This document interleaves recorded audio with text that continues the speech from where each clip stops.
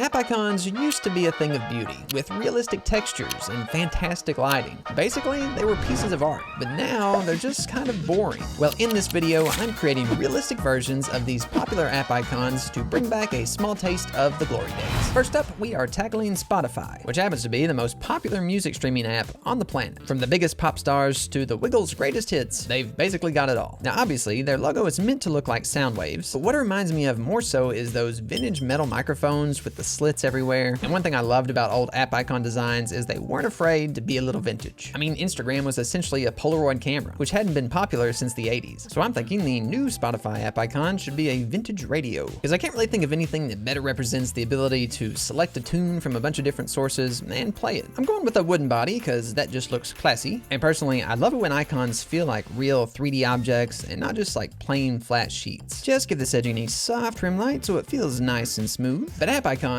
well, they're quite small, and darker areas like this can blend in if your phone has a dark background. But adding a little bounce lighting along this bottom edge really helps it pop out no matter the background color. Now, I want this to be a high quality speaker, so I'll go with a leather trim around it made of a few different images I stitched together. And since the lighting will be coming down from the top left, we'll get a nice trim light around all these edges. And a little tip for you, if you make it so the light doesn't affect the darkest areas of the cracks, you'll get a much more realistic leather shine. Then those adjacent edges will get the opposite treatment by being covered in shadow. Now I've got this nifty woven material that looks just like speaker grill cloth. And you've probably noticed I've kept the textures of everything pretty big, which is exactly what basically all icons do. Because if you make the textures a realistic size, they just disappear when they're actually put on a tiny phone screen. I want to make sure this lip looks raised, kind of like the cloth is stretched over it and attached to it. And that whole speaker will cast a subtle shadow onto the wooden base below. Now, a ton of old radios and amplifiers actually had their brand's logo glued onto their speaker cloth. So I want to do the same thing here by making a thick metal ring to house the Spotify logo. I'll add in some shiny reflections across the surface, making sure some of those are dark as well. Now, honestly, I don't really like how each of these lines are a different thickness, so I made a new shape where everything is uniform, which should better match that vintage microphone look I was going for. Now, I want the metal plate that's cut out of to be slightly rounded, kind of like a squished sphere. And to make this look like metal, I'm gonna mix this soft shading with some kind of chaotic, blurry reflections, and then a layer of clean, sharp reflections that kind of warp around that cutout where the metal would be distorted. Finally, a shadow from the ring and some bounce lighting here at the bottom, and some extra shines here or there will bring it home. Although, since everything else does have a texture, I'll give this a nice brushed metal look with a little bit of patina. Let's get one of those nice long drop shadows casting onto the speaker below, which to be fair isn't terribly realistic, but it has a beautiful stylized look that I just really like. Fade that off a tad and we should be good. But now, if we want a functioning radio, we're gonna need a frequency tuner, which will need a rustic paper background that we can print some numbers on top of so you'll know which station you're on. Of course, we'll need one of those little plastic needles to help show us where we're tuned to, and I'll make it so this whole thing is inset into the wood. A little shadow around everything, and more often than not, these things would be housed behind a piece of thin curved glass to protect it. But now that needle is not gonna move unless we have a knob to control it. But between you and me, I prefer knobs to have a little class. You know, something with character that isn't perfectly flat. And of course, it's always helpful if they have some in-cut ridges for extra grip, which are actually super easy to make if you just paint one side of the lines darker and leave the others a little lighter. Finally, a little anisotropic shine on the top of the knob, which is just a special type of light reflection that things like CDs and the bottom of frying pans have. And it's especially common when things have a circular brush texture like this. I did want to get at least a little hint of green on here, since that is Spotify's main brand color. So I figured a tiny LED power light would do just the trick. And with that, the old plain Spotify app icon has been transformed into a realistic vintage radio that you can listen to all your favorite songs and advertisements through. Now, if you've watched my videos for a while, you've probably noticed I often use a lot of fun little animations for extra flair, or moving backgrounds to keep your goldfish level attention spans hooked, and sometimes even a beautiful scenic shot of nature, since I know none of you ever touch grass yourself. Well, I basically get all of that good stuff from the sponsor of today's video, Storyblocks. Now, I've used Storyblocks ever since I started my YouTube channel, mainly because they offer unlimited downloads from a media library of over 1 million assets, all for a single simple subscription. I can just search for any clip I need, like someone cooking a meal, find a cool background track for it to set the mood, maybe add in the slicing effect for those ASMR lovers out there, and even toss in a little animation to bring it all to life.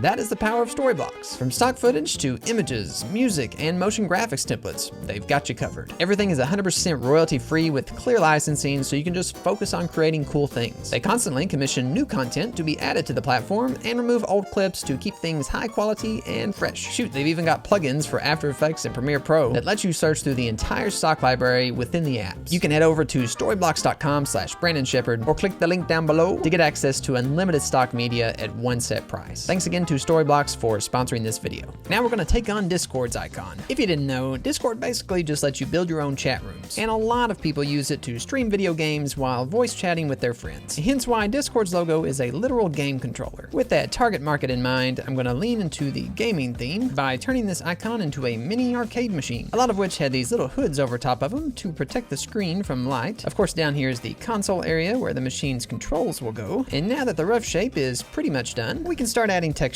like this stripy plastic around the screen area, complemented by some extreme grittiness over top, because I'm going for a really heavily used look. This will really start to shape up as I get some shading in. Naturally, it'll be lighter right next to the screen and darker here towards the edges. And let's not forget this hood will cast a shadow as if there's a light coming from above. Speaking of which, these corners are some of Light's favorite places to gather, which will often give you this really crisp, shiny look. I'll get a rim light around the very edge of this plastic, along with a darker strip to make it look like there's a gap between these two panels. Now, this bad boy is vintage, so we ain't got no 4K OLED screen on this thing. We've got an old pixelated clunker that shines really bright in the center, but not so much along the edges. That screen will house the Discord logo, albeit a low resolution one, but at least it'll have a nice illuminating glow around it, and with a purple hue over the background to match Discord's brand colors. In the real world, this thing would for sure be reflecting the dozen other arcade machines directly around it, but I do want one larger, almost cartoon-like reflection here in the center just as a stylistic choice. The hood from above is going to cast a big dark shadow onto the screen below, and even though normally these lit up parts wouldn't be affected by shadow, I just think it'll help this upper part feel more 3D, like it's actually jutting out over the screen. A faint layer of dust and scratches will really show some wear and tear, but it's the console area that gets physically handled the most by far, hence an extra large amount of scuffage. Now I really want to give this a look like we're in a dark room and the screen is really bright, so I'll darken up this area where the screen light can't get to, but the area hit by the light will have a nice purple cast to it. And in a stroke of luck, I found the perfect vintage joystick for this gaming unit. Of course, we'll need some buttons on the other side for extra controls, one of which I'll make blue for contrast. And it all just needs a touch of lighting to blend in.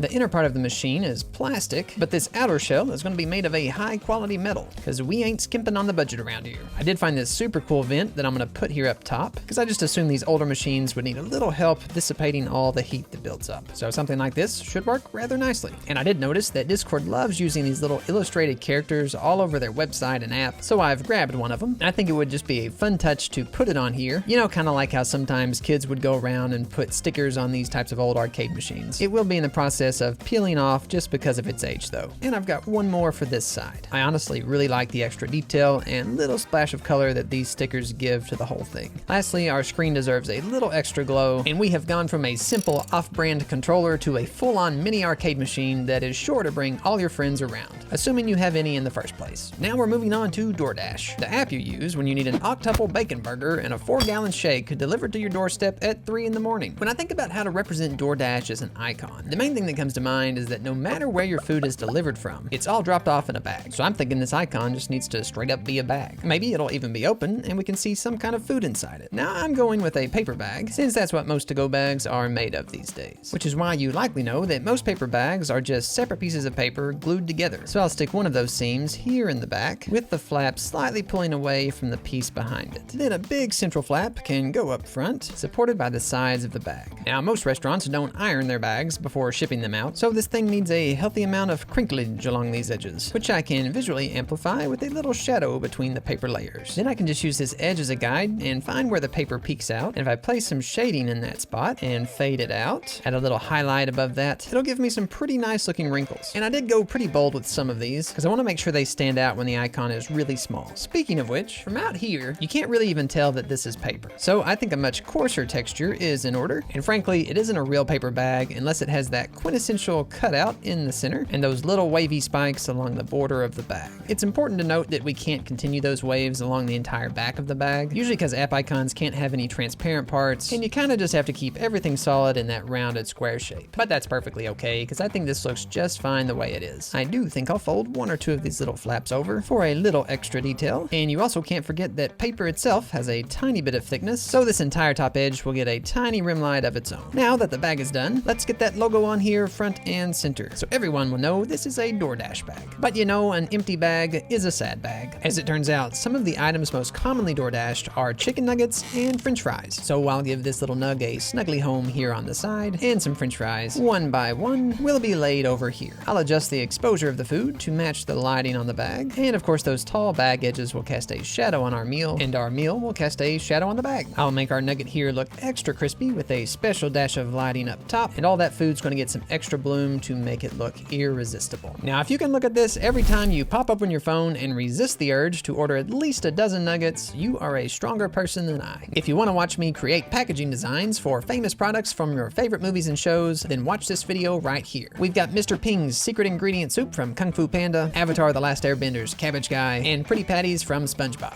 I think you'll really like it.